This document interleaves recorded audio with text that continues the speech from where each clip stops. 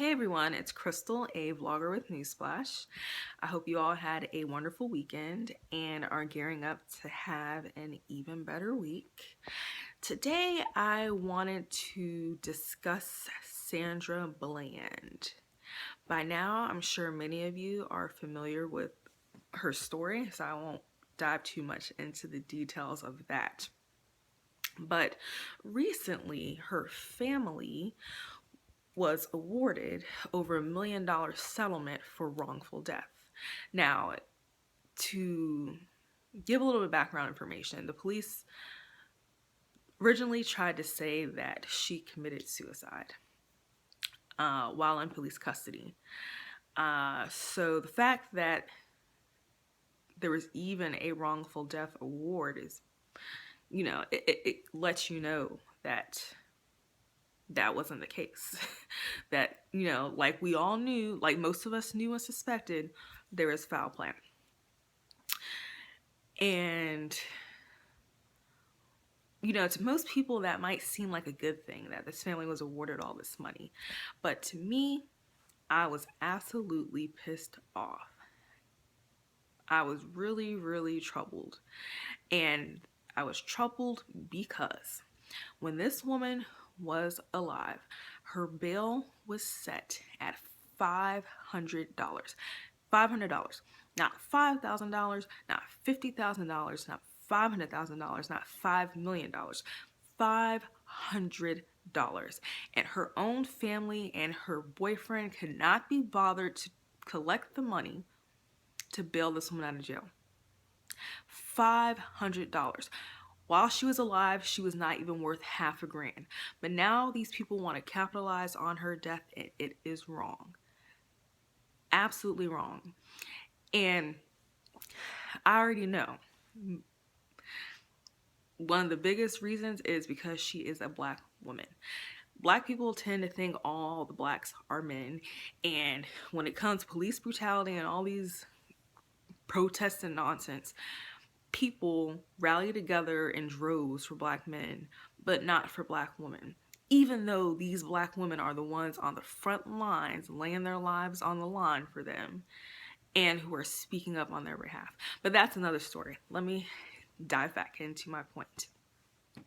Sandra was a beautiful young woman who was intelligent, had a promising future, and was an activist for her community, especially for Black men. And when she needed the community, it did not show up for her. Her own family didn't show up for her. Nobody showed up for her. Everyone failed her, from the system to her own kinfolk. And it is wrong and pathetic that this woman, her life, was not deemed worth $500. Half a grand, people. You're telling me nobody could have scraped that little penny, that little change, between each other from their cars or wherever and got money together to get her out of jail? No, she wasn't worth that. But like I said, let me guarantee, had that been a Black man, she would have been out within an hour, within minutes. I know if that was my family member, heck, even if it was one of my close friends, I would have made it happen within a day because of, my love for them and my value, how I value their life. The point that I really want to drive home with this is her story is a cautionary tale about putting your loyalty in the wrong places.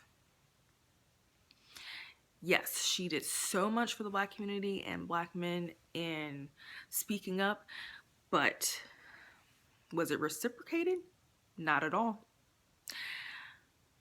She could have still been here today had her community and her family thought she was worth $500 to muster up. But she's not, because again,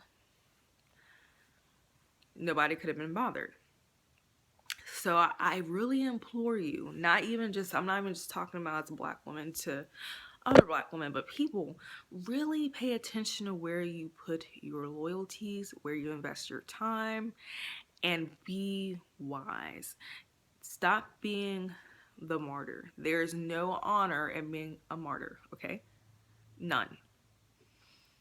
Be selfish and very discerning with where you give your energy, because when push comes to shove, while you're pushing the cause for other people, those same people will turn around and shove you out the way to get something that they deem better or to get what they really want, while totally getting rid of you in the process. And you want to give your energy and your time to people and things that when you need them, they show up. They show up. I mean, you think about it like money, right? You don't want to invest your money into an account with no growth, right? You don't want to invest in stocks that are going to put you in the negative, right? When you invest, yeah, you take on some risk, but you do your homework and you pay attention to performance in different aspects, right? You want to receive a good return on your investment. The same thing applies to your time and your energy and your resources. Let her story, I mean, rest in peace to her, but let that story be, like, again, a cautionary tale. Be very, very careful about where you lie your loyalties, because when it comes down to it, you want the people you're riding for, the causes you're riding for, the things you're riding for, the people that you're riding for, you want them to do the same thing for you. You want that same energy to be reciprocated. That way, when stuff gets real, you have real people you can count on. I would really like to hear your guys' opinions about this and to hear the dialogue. What are your thoughts about how her family pretty much left her hanging? No pun intended with that, but like her family left her hanging. How she had this guy that she was seeing, but he couldn't be bothered to raise the $500 bill for her. To your thoughts about the loyalty and the allotment of your time and the factors you consider before you decide where you should give your loyalty and your energy. So yes, have a great week. I'll talk to you guys later. Bye.